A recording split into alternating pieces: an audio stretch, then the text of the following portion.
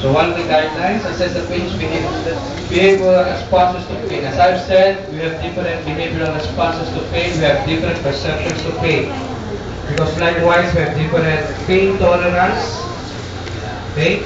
We have different pain threshold. Okay? So determine the pain is acute or chronic. Why? What's the problem with this acute and chronic?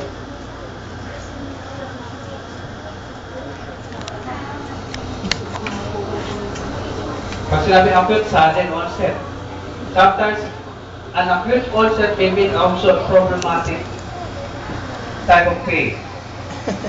Sudden onset of chest pain may mean what? Myocardial infarction.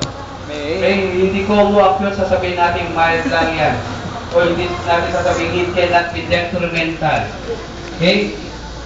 What about chronic type of pain?